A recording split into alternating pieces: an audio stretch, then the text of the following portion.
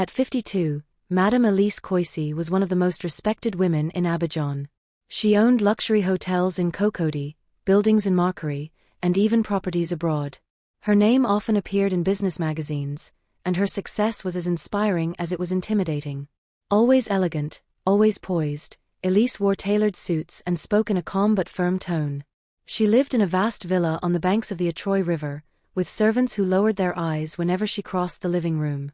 To everyone, she represented success, discipline, and absolute control.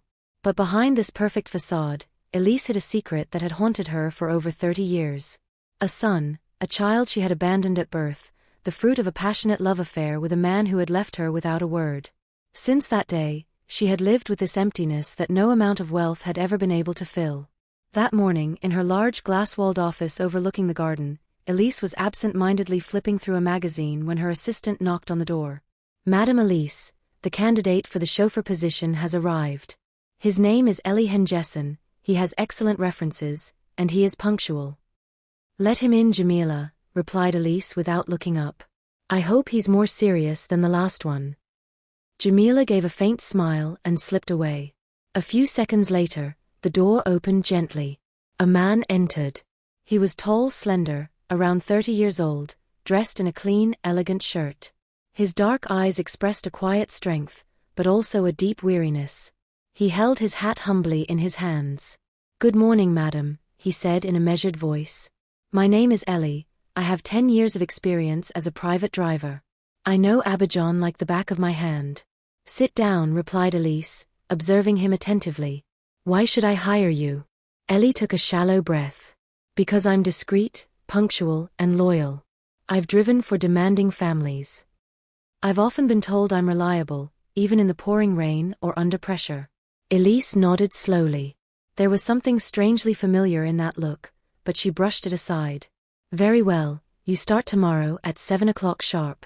The car must be clean and ready. My assistant will explain the rest." Eli stood up and inclined his head slightly. "Thank you, madam, you won't regret it."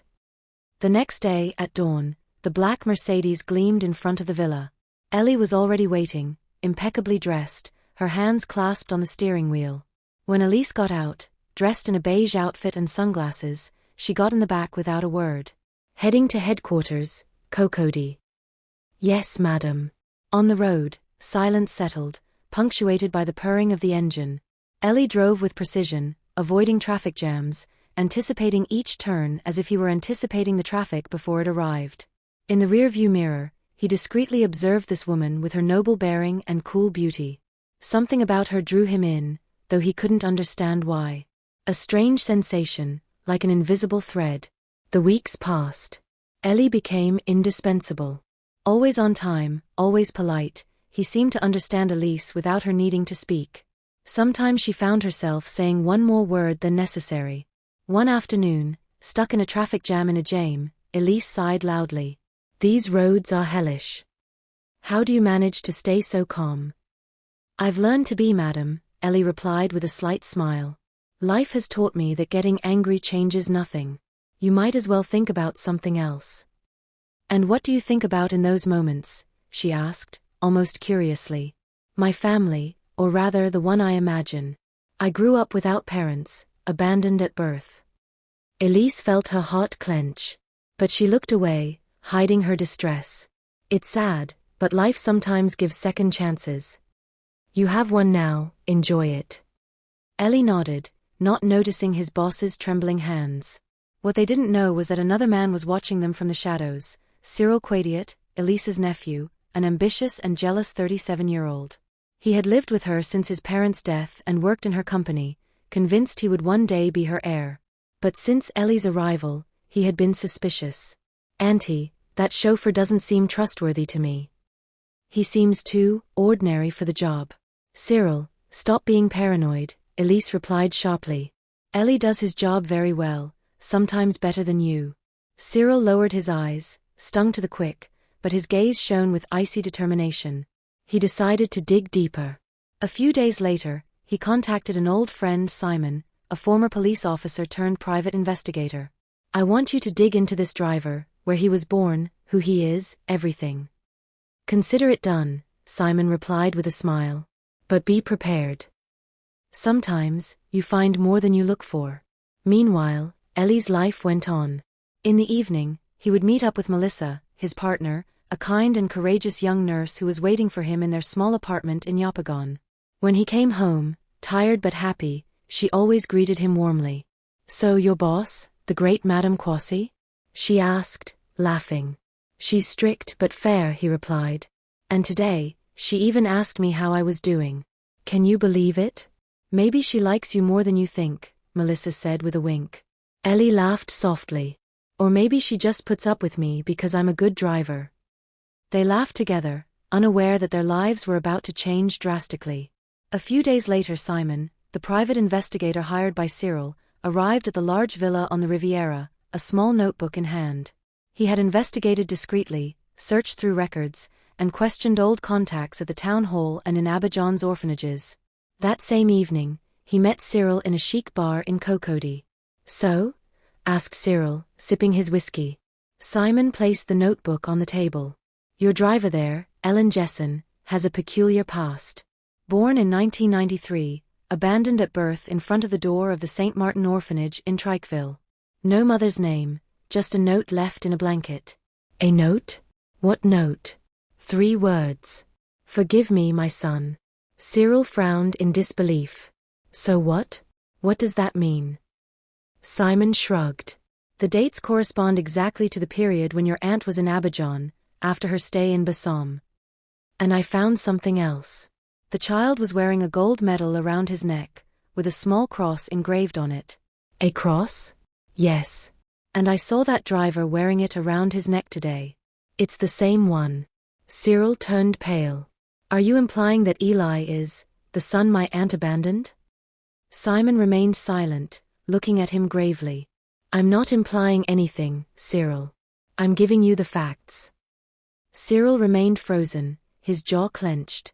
A dull anger rose within him. If that's true, then everything I've been waiting for is slipping away. The company, the legacy, everything. His gaze darkened. I won't let a chauffeur steal my place. Meanwhile, Eli remained completely unaware of her schemes. The days passed, punctuated by Elise's travels and appointments. A peaceful, almost reassuring routine. But sometimes, without knowing why, he felt a strange unease when he looked at her in the rearview mirror. Like a hazy memory trying to resurface. One evening, after walking Elise home, he felt a pain in his leg, an old wound flaring up again. Elise noticed it as she got out of the car. You're limping, Eli, what's wrong? Oh. Nothing serious, ma'am, just an old scar. I used to be a mechanic. A cry that hit my foot, and ever since, when I'm tired, it comes back. Go see a doctor tomorrow, I'll pay if necessary. I don't want a driver who breaks down in the middle of the road, she said sharply, before adding more softly. Take care of yourself. Eli remained motionless for a moment, surprised by this unusual attention. Thank you, madam, that's very kind of you. The next day, Elise had a hectic day. There was a problem at one of her hotels. An important client was threatening to file a complaint. She called Eli urgently. Drive me to the Emerald Hotel immediately, and call Jamila so she can prepare the documents.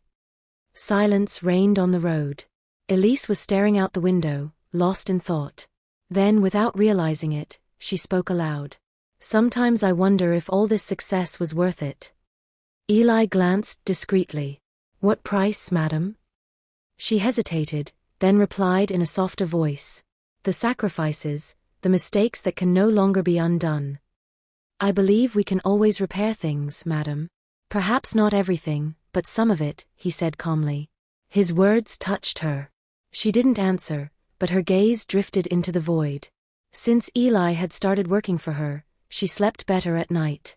And for the first time in years, she sometimes laughed.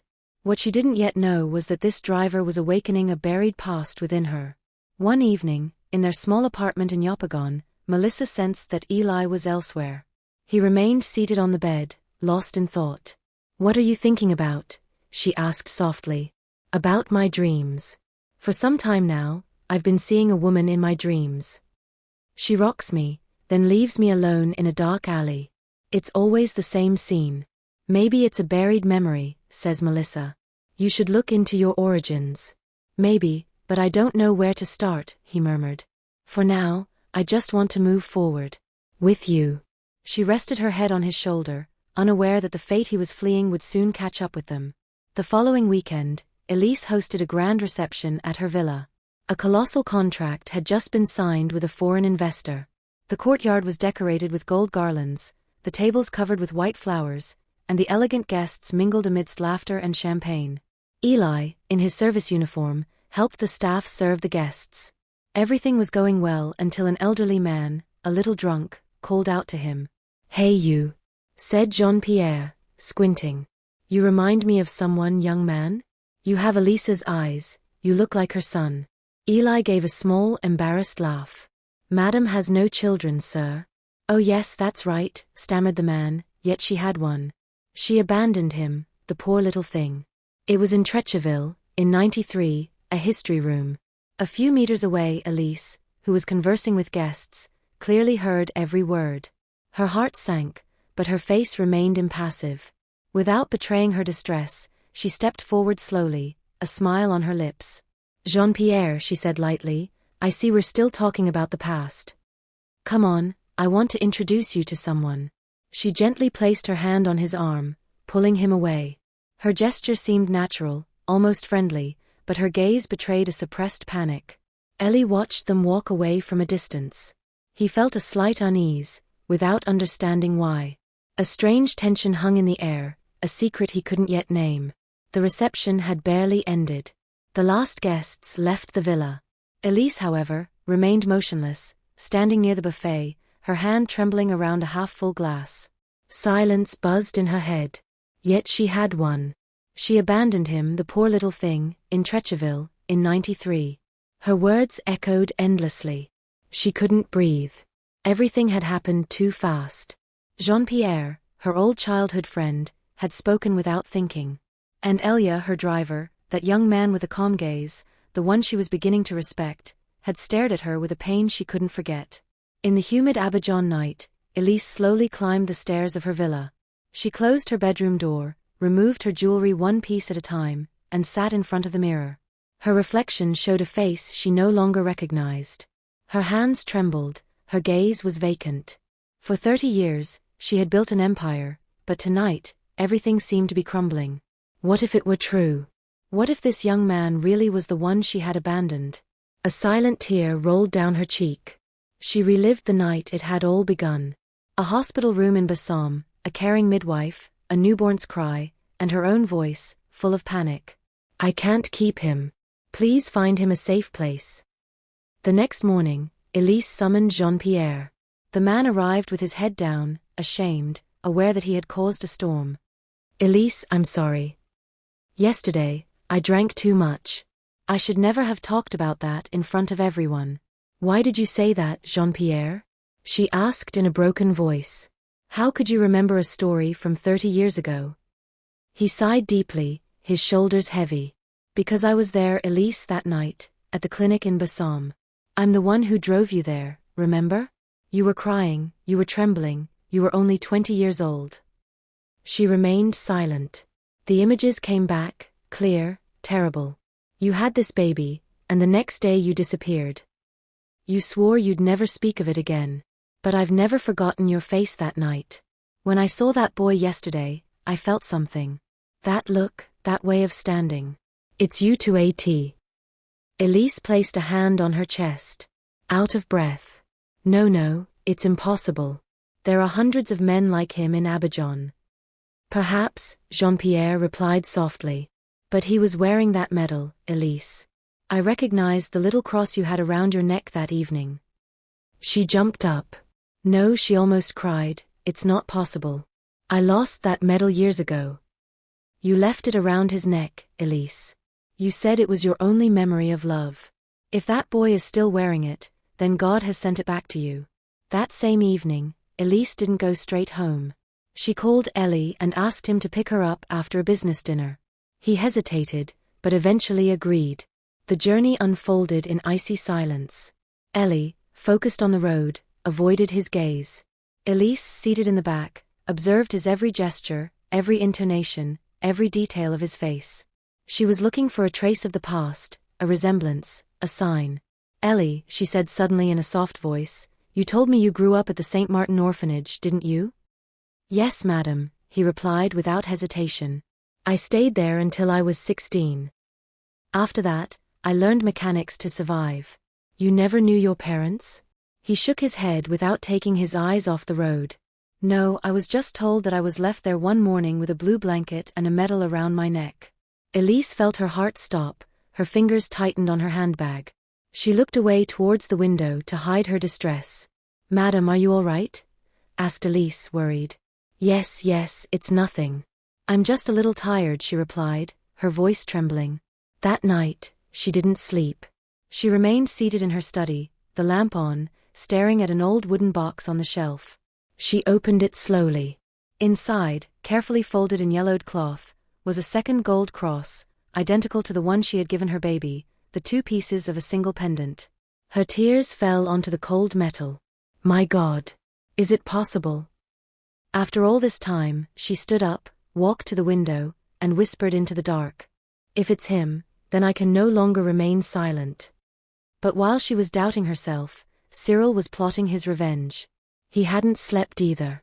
Detective Simon had just given him a copy of Ellie's birth certificate. Everything matched up. The date, the place, the medal. Cyril remained seated on his bed for a long time, his gaze vacant. His aunt, whom he considered a mother figure, was going to recognize this driver, and everything he thought was rightfully his was going to vanish.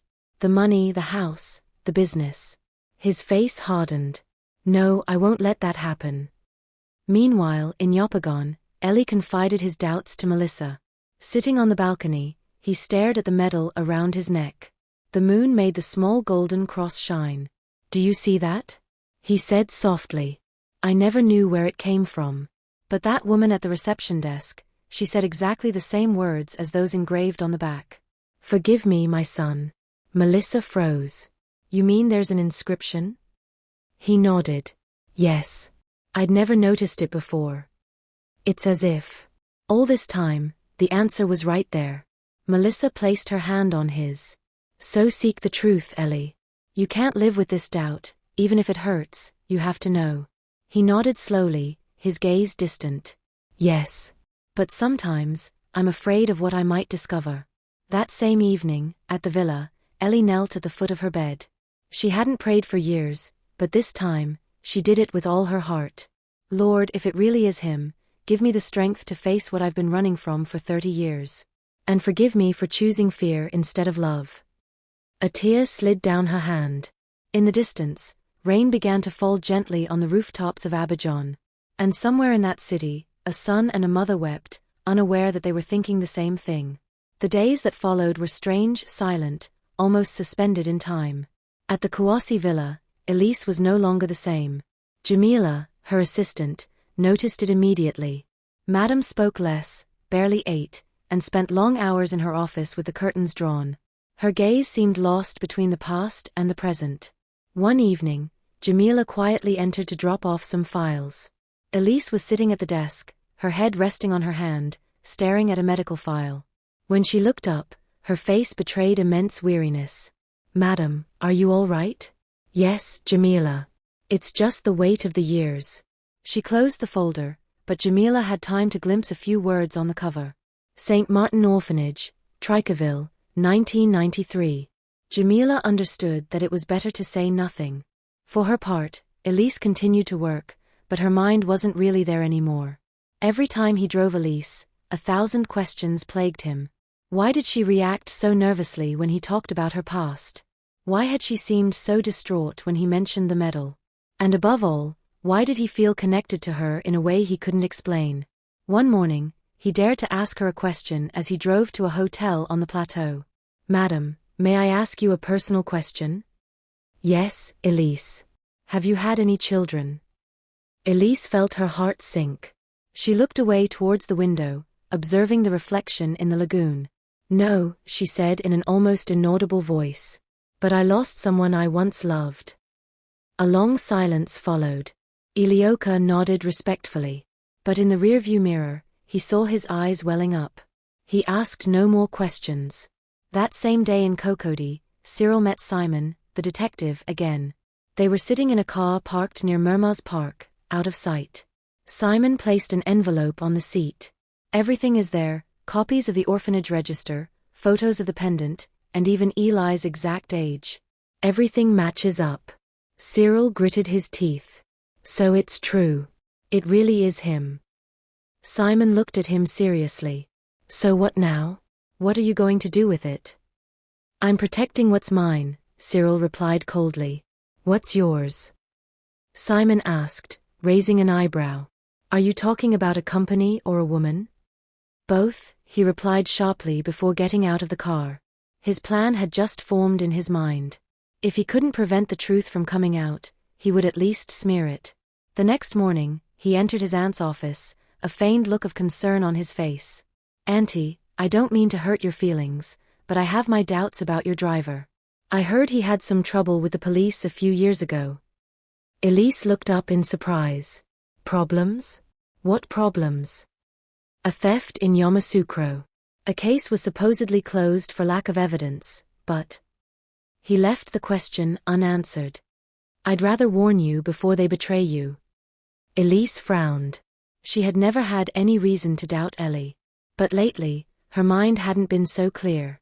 And this story, even if unverifiable, planted a seed of mistrust. Cyril, seeing the unease in her eyes, knew he had just scored a point. That evening, Elise came home earlier than usual. Ellie, surprised, saw her get out of the car without a word. She didn't even offer him her usual thank you. He remained frozen, his gaze lost. Then he saw the metal gleaming around her neck in the rear-view mirror. He took it in his hand, squeezed it tightly, and murmured, "If she really is my mother, why do I feel like she's avoiding me?" Meanwhile, back at the villa, Elise was slowly opening her desk drawer. She took out a sealed envelope. It was the detective's confidential report that Simon had given to Cyril, and which the housekeeper had found, quite by chance, fallen into the garden. As she read through the pages, everything became clear. The date of birth, the medal, the grade, the orphanage. Everything. She stood up, unsteady, breathless. Her hands were trembling. "Forgive me, my son." His words, written on the old paper, pierced her. She began to cry silently, her shoulders shaking. Then she looked up at the sky. "Lord, if it's him, what should I do?" The next day, she made a decision. She called a discreet doctor friend who had handled her affairs in the past. "Dr. Enda, I need a DNA test, in complete confidentiality. I need certainty." "Between whom and whom?" She hesitated for a moment before answering. "Between me and my driver." The doctor looked at her in astonishment, but he didn't ask any questions. "I'll take care of it, madam." She gave him a sample of her hair. For this offense, she had a fake medical examination arranged for the household staff. He suspected nothing. In the evening, she prayed. In the morning, she waited for a call. And finally the call came. The doctor, in a deep voice, simply told her, "The results are ready, madam." Her heart almost stopped. She asked that they be brought to her that same evening. Night had fallen when she opened the envelope. The words seemed to dance before her eyes. She had to reread it several times before understanding. Result: 99.8% genetic compatibility. She remained motionless, tears slowly falling. 30 years of regret, guilt, and silence had just shattered in an instant. She took the medal in her hand, pressed it to her heart, and murmured, "My God, it really is him." But as she collapsed into her armchair, someone was watching her from the half-open door. It was Cyril, and in his eyes, there was no longer any love, only cold anger and the promise of a silent war. The night Elise discovered the truth, Abidjan seemed strangely calm. But at the Kouassi villa, the storm had barely begun. Elise remained in her office, her hands clutching the report. Her heart was beating fast, too fast. 30 years of silence had just crumbled in a single sentence. 99.8% genetic compatibility. It was true. This young man she saw every day, this employee she had treated with coldness and distance, was the son she had abandoned. She laid her head on the table, weeping uncontrollably, letting guilt overwhelm her. But behind the door, Cyril watched the scene. He closed it gently, his jaw clenched. He knew now that the truth would change everything, and he wouldn't let that happen.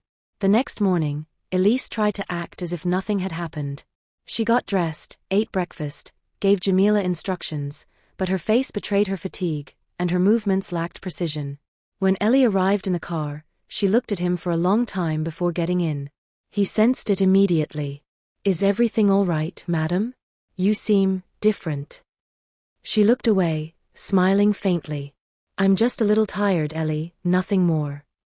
But in the rearview mirror, their eyes met for a moment, a brief moment where the truth seemed to recognize itself, even without words. Meanwhile, Cyril took action. He knew that if he waited, his aunt would eventually confess everything. And then he, the self-proclaimed heir, would have nothing left. So he prepared his plan, a mixture of lies, manipulation, and fear. That day, he went discreetly to the main office of the Kawasi Company. He called the head of human resources. "Madam Dago," he said in an authoritative tone, "I am forwarding you a confidential memo. Effective immediately, my aunt's personal driver, Mr. Eli N. Gesant, is suspended. An internal investigation will be launched into suspected theft and document forgery." "Theft?" exclaimed the shocked woman. "Yes, it's serious. My aunt prefers discretion. Get him out before tonight." The rumor spread quickly. Within hours, it was the only topic of conversation in the corridors. Madame Kawasi's elite driver accused of theft. When Ellie returned to the villa that evening, he immediately noticed the strange looks from the staff. No one spoke, but everyone knew. Jamila, embarrassed, approached discreetly. "Mr. Ellie, be careful. Something's going on." "What is it?" "Cyril has been circulating some documents. He says you were accused of theft years ago. Madam hasn't said anything yet, but I think he's up to something." Ellie froze, her lips pressed tightly together. "He wants to hurt me," he murmured. "But why?" "Because he's afraid of you," Jamila replied simply. "And because Madam is starting to look at you differently." That evening, Ellie entered his living room and found Cyril sitting there, looking deceptively calm. "Aunt, we need to talk." "About what?" "About your driver. I know everything. I know he has a troubled past. And I also know that you think he's your son." She paled, placing her hand on the back of the chair. "How do you know?" "I'm not blind or deaf." "You had a DNA test, didn't you?" She lowered her head, unable to deny it. "Yes." "So?" he insisted. "What did you discover?" "The truth," she replied in a weak voice. Cyril frowned. "And what do you intend to do with this truth?" "Give it all to her." She raised her head, her gaze reverting to that of the strong woman he once feared. "I intend to repair what I've destroyed, Cyril. Not to erase the past, but to finally have peace." "And what about me in all this?" he shouted, losing his temper. "I who helped you all these years, I, whom you raised. You're going to give everything to a stranger, just because he's wearing a medal?" "He's not a stranger," she replied firmly, "he's my blood." Cyril slammed his fist on the table. "Then prepare to lose everything, because I won't let him steal what I've built with you." He left the room, slamming the door behind him, leaving Ellie distraught. But despite her fear, she knew what she had to do. She was going to tell Ellie the truth. The next morning, she called him into the living room. Ellie came in, worried. Ellie stood up slowly, her eyes red, holding an envelope in her hand. She gestured for him to sit down. "Ellie, there are things you need to know." "I'm listening, madam." She placed the envelope on the table, her voice trembling. "This envelope contains a DNA test. I didn't tell you sooner because I didn't want to believe it. But the truth is, you and I." The door burst open. Cyril entered, followed by 2 police officers. "Here is the man, gentlemen. It is him. The perpetrator of the theft in the company." "What?" exclaimed Ellie, stunned. "That's not true," cried Elise. "Cyril, stop that right now." "No, Auntie, that man is manipulating you. He found a way to deceive you. He's not your son, he's a con man." The police officers approached, hesitant. Ellie, still in shock, took a step back. "I don't understand what's happening." "Don't say anything," Ellie whispered. "Don't say anything, I'll fix it." But in Ellie's eyes, Everything was breaking down. He saw fear, doubt, confusion. And it was worse than a slap. He slowly raised his hand to his medal, unfastened it, and placed it on the table. "I think it's best if I leave, madam. You'll know where to find me when you know the truth." Then he left without another word. Elise, devastated, fell to her knees. Jamila ran to support her, but she gently pushed her hand away. "Leave me alone, Jamila. I've just lost my son a second time." Cyril watched the scene, a cold smile playing at the corners of his lips. But he didn't know one thing. Fate doesn't like lies. And soon, the truth he had tried to suppress would destroy him. The days that followed were the longest of Elise Kwasi's life. The villa, usually bustling with activity, suddenly seemed empty, as if devoid of a soul. Ellie no longer worked there. Since the day he left, no one had heard from him. Ellie would spend hours in her living room, her eyes lost in the gold pendant he had left on the table. Every night, she fell asleep on that piece of jewelry as if it were a heavy memory. And every morning, she woke up with the same pain, the pain of a mother who had had everything, except the right to hold her son in her arms. Jamila tried to distract her, but without success. The employees spoke in hushed tones, dreading her silent rages. Even Cyril, since the scandal, avoided the house. But one evening, the housekeeper brought an envelope left at the gate by a stranger. On the top, a simple inscription. "For Madame Elise." Elise slowly opened the letter. It was a note from Ellie. "Madam, I don't blame you, even though my heart hasn't yet understood what happened. All my life, I've been searching for a mother. And I believe that God, in a strange way, allowed me to meet her. But I need time to heal. I need silence to forgive. I don't know yet if I'll ever be able to call you Mom, but I pray I will. Ellie." Her hands were trembling, the words blurry through her tears. It wasn't hatred she read, but suppressed pain. And that pain was far harder to bear than rejection. Meanwhile, in Yopougon, Ellie lived simply. He had found a job as a bus driver for a small local company. His days were long, but his thoughts remained fixed on Elise's face. He remembered her tired eyes, her trembling voice, what he had felt when she told him, "I didn't want to lose you." Melissa, who had been observing his silence for days, finally spoke to him. "You know, Ellie, you don't heal by running away. Sometimes you have to go back to where it all began to understand." He looked at her for a long time. "Do you think I should go back?" "Not for her," she replied softly. "For you, for your peace of mind." He nodded. And that evening, he made a decision. A few days later, heavy rain fell on Abidjan. Elise was in her living room when an employee rushed in. "Madam, a man is asking to see you outside. He is in the rain and says it is important." Intrigued, Elise got up and went to the gate. There in the rain, stood a young man, soaked and motionless. When he raised his head, she felt her heart clench. "Ellie, my son," she murmured, her voice trembling. He remained silent for a moment, his gaze fixed on her. Then he stepped forward. "I've returned, madam. Not to talk about the past, but to understand why you abandoned me." Elise felt her legs buckle. Seeing that he was shivering, she slowly stepped back and said softly, "Come in, Ellie. Come inside." He hesitated for a moment, then went through the gate. A few minutes later, they were in the living room. The rain continued to fall outside, but silence reigned between them.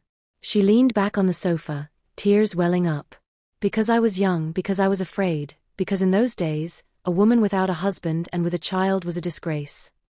I thought I was doing the right thing, I thought someone would love you more than me." She began to cry. "But I never stopped thinking about you, Ellie. Not a day." A heavy silence followed. Ellie approached, placed her hand on the table, and took the medal he had left. "Then why did you let me go again?" "Because I thought you hated me, and I was afraid of hurting you more." He looked at her for a long time, then sighed. "The truth is, I resented you, but now I understand. I grew up without a mother, but I don't want to die without having one." He took a step towards her, and Liz brought her hands to her mouth, overwhelmed. Then she collapsed against him. She held him tightly, as if trying to make up for 30 lost years. They remained there, weeping, without a word. The rain still beat against the windows, but inside the house, a new silence had settled, the silence of forgiveness. A few weeks later, the press reported a major change at the helm of Quasi Real Estate. Madame Elise officially announced her retirement, handing over the general management to her son, Elie Quasi, who was publicly recognized. The press conference was held in the grand lobby of the Emerald Hotel. The cameras were flashing, the journalists were murmuring. Elie, dressed in a dark suit, walked towards the lectern, her expression serene. "I'm not here to take up space," he said calmly. "I'm here to rebuild one with her." The room erupted in applause. Sitting beside him, Elise couldn't hold back her tears. She could no longer hear the cameras or the flashes. Only the voice of her son, the one she had lost, and whom life was finally giving back to her. In the front row, Melissa smiled gently. Her gaze met Elise's, and for a brief moment, everything was clear. Two women, different, but united by the same love for the same man. At the end of the conference, Elise approached her. "Thank you, Melissa," she murmured. "Thank you for loving him when he was still nobody." Melissa, moved, gently squeezed her hand. "You haven't lost anything, madam. You've just found what God had kept for you." Cyril, for his part, watched the scene from the back of the room, silent. His gaze was hard, but deep down, something inside him seemed to be breaking. That day, he understood that the truth always triumphs in the end, even when you hate it. A few months later, under a golden sky, a wedding was celebrated in the large garden of the Villa de la Riviera. White flowers adorned the walkways, the fountain sparkled in the sunlight, and the music of an orchestra played softly. Elie, elegant in his ivory suit, held Melissa's hand. She was radiant in her simple, luminous dress. Before their guests, they exchanged vows, their eyes shining with love and gratitude. In the front row, Elise wept silently, a genuine smile on her lips. That day, she understood that life had given her everything back: a son, a family, a second chance. After the ceremony, she approached the newlyweds, placed a hand on their shoulders, and said, "Your union reminds me that what fear destroys, love can rebuild."